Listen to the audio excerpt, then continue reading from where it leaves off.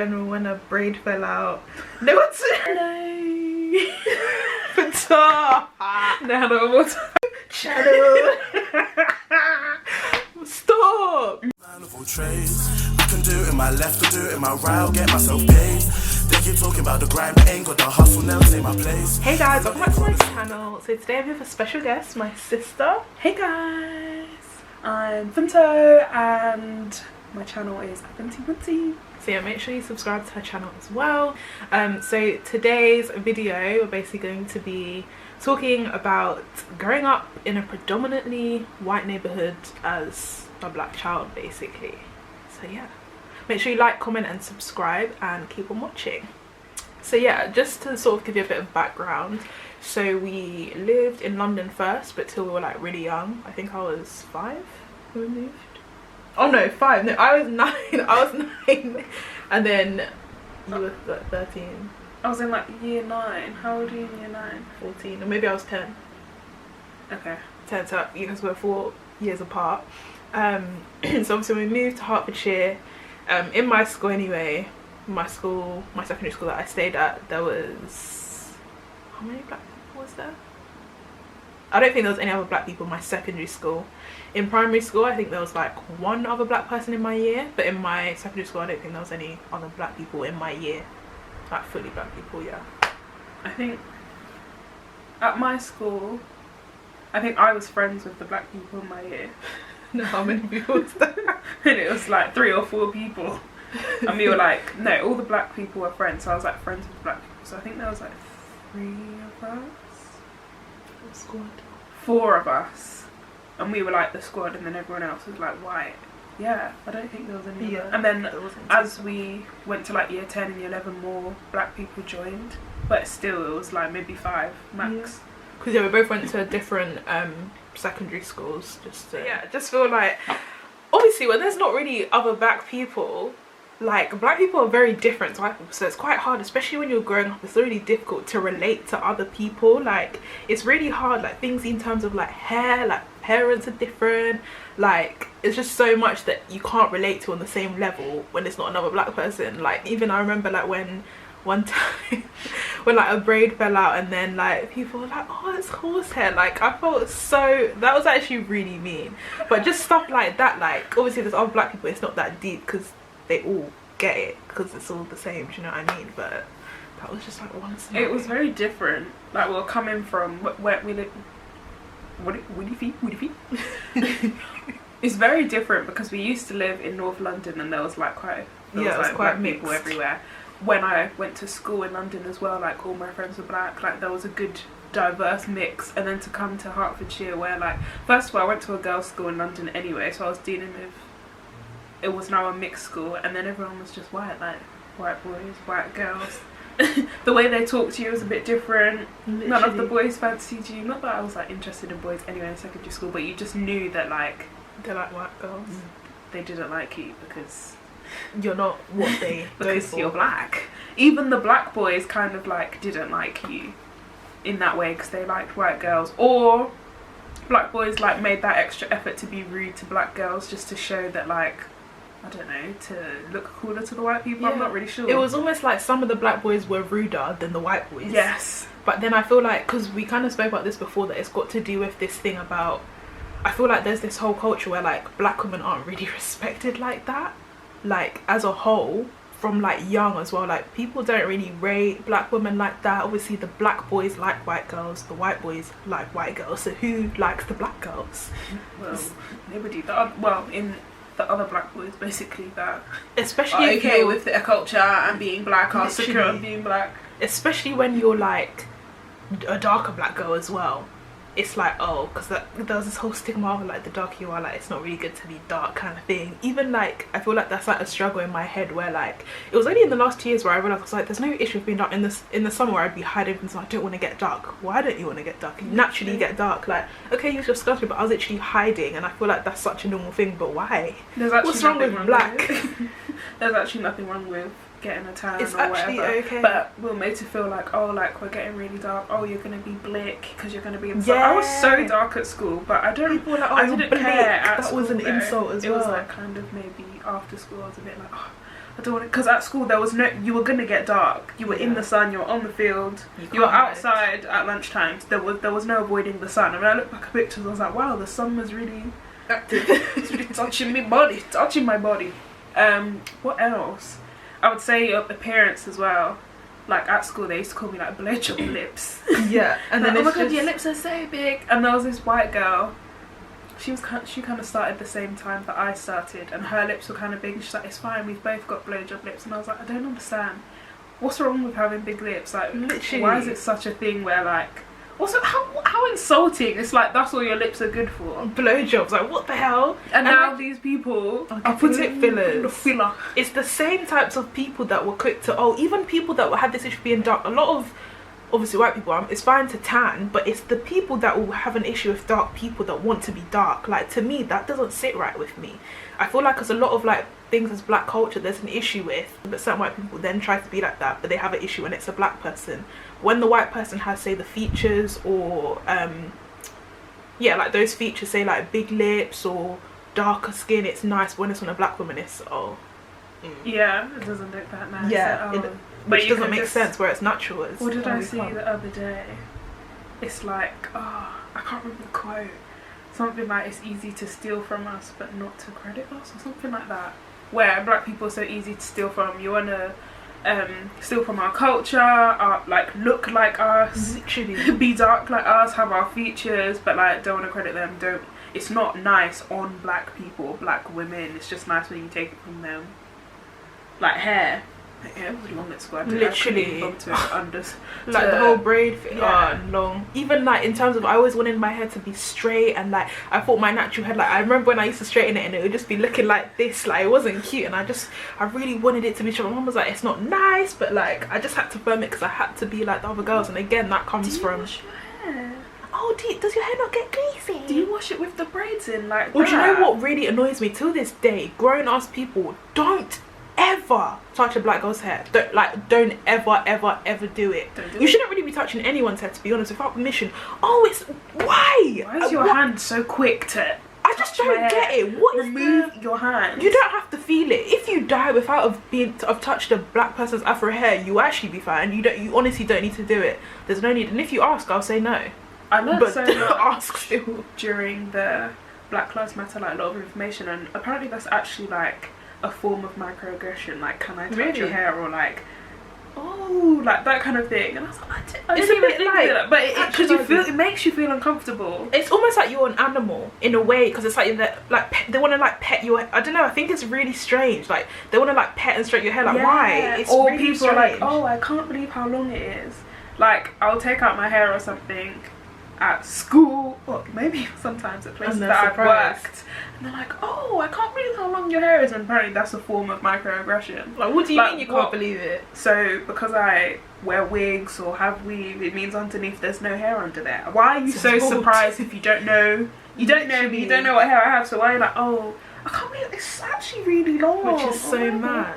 Can I touch it? No, don't. There's just no need at all. You don't need to do it. Look with your eyes. I just want to see what it feels. Look with your eyes. I feel like, don't even ask me for permission. I even think, can I touch your hair? No, don't ask me. Reason? Don't just do it. Answer is no. I forgot what I was gonna say. But yeah, in the Receipts podcast, I think it was episode 97. Toliti and I feel like all of them, they touched on basically how like black women aren't really loved like that, how it's you're so strong, but I don't want to be strong. Every day, and it made me really sad, and I was like, I don't know how to make the world love black women or support black women. Like, I've spoke to men while I'm physically crumbling, and they've said, you're the strongest girl I know. Look at me now. I'm literally weak as fuck. Physically crumbling in front of you, and you're telling me that I'm the smallest girl you know. I feel like even this goes to Grace Ajalora. She also did her pregnancy video, and I feel like that the whole thing about like black women giving birth and stuff in this, they just expect, especially like a lot of time in hospitals and stuff, they just think like they're strong, they can firm the pain. This like thing that black women they're so strong, they confirm it. Like, why? We also feel pain. Like, I don't get it. Like, why is it you're so strong? Like, why? We're tired of being strong. Why do we have to be stronger than everybody else? Actually, why is it like black people, you're so strong, be strong, you know? Yeah, but I wouldn't be weak. I want to cry and break down sometimes. I feel pain as well. Like a normal person. Who told? Like, I want to know where the narrative came from, where black people can take pain more. It's really beyond me. Oh, if they're in pain, you know, it's fine. Like, they can take a little bit more. They confirm it. I feel like another problematic thought I had is, it's really weird. Like, I used to really want a pointy nose. Like, I remember I used to, I don't know if this is anyone else, let me know, but like, I used to want my nose to be like pointy. Like, kind of like white people's nose, like really pointy. It's so weird, but again, like, why did I want that? Like, why did you actually want that? It's so weird. I just thought, because my nose, I was like, oh, my nose is round, I want it to be pointy. Like, it was just really weird, but that was just the thought that young Hannah had in the bag. But yeah, I do feel like growing up as a black individual was definitely difficult. Because I feel like growing up is already hard, whereas like, especially when you add on top, like, you can't really fit in, there's really people to relate to like that. It's just like, you know. But I do think as well it's a bit difficult because to explain it to your parents, so a lot of people's parents would have also experienced like racism, but like when they came to this country, a lot of them were already older, so they already sort of had like their personality and stuff, whereas when you're growing up and also dealing with sort of like microaggression like you said, and like low-key like racism like slipped in, it's a lot more difficult because you don't have your own sort of like values and, you know, thoughts and stuff yet, so you're just very easily swayed. I feel like it's quite difficult. But also your parents kind of like, I was watching The Talk that was on, oh, I haven't seen it, Channel 4 I think, how like your parents kind of prepare you from when you're young, like they're telling you like, you know, like you're a minority, you need to know that you're a minority, you need to work harder than them. Like at a young age, why should your parents have to be telling you that? Literally. And this whole thing, oh, you have to prove yourself, yeah, you have to, and it's almost like, and I feel like that's why a lot of black parents, they push their children to go to uni. It's this whole mindset, oh, we have to like work really hard to get where we want, whereas like someone else who say their parents have been in this country for so long, it's a thing of, oh, their uncle owns this and that, or they've got great grandparents that can help them with this. Like, whereas when your parents have come as migrants, it's a lot harder, and they kind of push you. Obviously they want the best for you, but that's all they know basically. You need to work hard, you need to be the best, you need to work twice as hard as the other, because you do, which is quite sad. Like, not even just growing up being black, like just being like black in general, like, even in now the workplace, like you do have to work hard in the workplace to prove yourself, even to get the job. Literally, like they could just be like, even if the white person is not as good, they fit the look or whatever. They just look the part or whatever, or because she's black they don't really want to hear it. Especially even in the workplace, it's already difficult being a woman in certain ways. Let's say a black woman, it's long. It's long. It's long because obviously they talk about the gender age gap, and then you add your being black on top, and then they want to mess it up. But yeah, I think I definitely recommend, especially if you're like from Hertfordshire or a place where there isn't many black people, going to uni, not just for the going to uni, just for the experience. And I feel like with me, basically when I was younger, I used to think that the only attractive people were white people, because that's more it's just what I saw basically. There wasn't really a selection of black people, so I just thought, oh, like white people, that's my type. But then when you go to uni, there's just a lot more other black people, let's say, where you can actually be like, oh, there's some good looking black boys, you know. But like, it's just, I think you need to experience, even if it's not going to uni, travel or move to an area where you can see other black, oh my God, I keep coughing. I don't have corona. Where you can see like other black people, just to see, okay, like there's people like me, you know. There's a lot of different people, not even just white people, Asian people, like just different cultures and stuff. And it's just, I think it's a good experience on that part, especially if you're someone where you're very much a minority in the area that you are. I think it's really important to travel out and do some exploring and whatnot. I was just gonna say as well, like just to keep learning, like not even in terms of formal education, just different things. Like obviously if you kind of want to be self-employed, I think go for it. Like in a society where we may be disadvantaged as black people, if you have your own business or you do things that isn't really affected by race as such, then I guess you can win. And I think like as well, also we need to support black businesses, but black businesses do better. And I say this because certain black businesses, not all of them, there's really good ones that are really trying, doing their thing. Definitely. There's certain black businesses that take the piss basically, like they just do anyhow. And I feel like because they know our people, they've got customers, and they kind of, their customer service is trash. And customer service is something that's very important. So important. That's everything. That basically, do you know how many people do hair, how many people do nails, and your customer service is trash? Especially like there's certain hairstylists who the customer service, and obviously there isn't really an alternative but another black person. So, but please do better, but also support, like help us to make it easier to support you guys, black businesses. Care is a very big one. Like the amount of stories I've heard, all the requirements of like, oh, you know, you need to do this with your £20 deposit or whatever, whether it's, I don't know, braids, even washing your hair, wigs, weave, whatever, all of these requirements. But then if there's never anything if they're late or they're cancelled, it's just like, if you do all of this and you know you don't get your money back, you don't, the end of it is always you don't get your money back, but they can do anyhow. I thought you were telling me about that tweet. Oh yeah, you were roster for another day. What was that tweet? You were telling me that someone was like, I think someone basically tweeted, they set out their requirements for the stylist. They were like, if you can follow these requirements, I'll also follow yours. They were like, you can't be this late, you can't do this, which is fair enough. I'm not being funny. How can you be setting requirements for your clients? Oh, don't be 10 minutes late, don't do this, but you're 10 minutes late and you do anyhow. Like, I just don't get but that. But the hold that they have on you is that you've paid your deposit, so you're not trying to lose your deposit. And especially when they like to put on non-refundable. Yeah. Even if you change, you have to pay a new deposit. Like, that's rude. You paid your £20 deposit and now you get there and they're like, oh, I'm just doing somebody else's hair. I'm like, but I booked this time slot. You said I can't be late, I can't cancel, I can't all of this, but I've now come here doing somebody else's hair. The amount of stories I've heard of people, they sent their hair, and then they just didn't hear anything from them and their hair was stolen, just like that. Their £300 bundles and frontal gone. Like, it's not it. We still support black businesses, but yeah, we do need to do better. Not all of them. Obviously, there's so many black businesses that are like truly amazing and they're not getting the recognition that they deserve. 100. But some also. But I guess we can say that about anyone. But like, they stand out.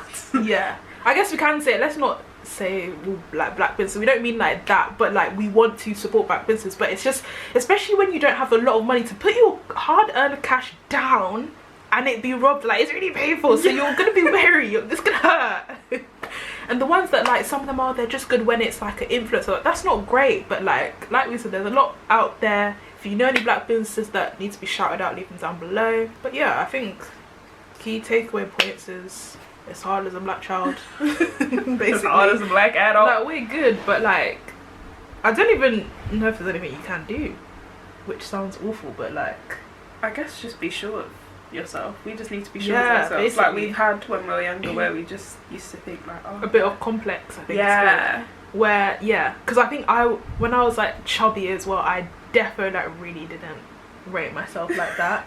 I really didn't rate myself. I wasn't pretty. I wasn't like, the boys didn't really, and that's another thing, you know, we're talking about like boys and stuff, like I think boys' attention, like, not that you want to be doing the madness, but just for someone to like you is nice, someone to see you, not even I think you're saying in the talk about the kiss chase thing. Yeah. It's not even funny.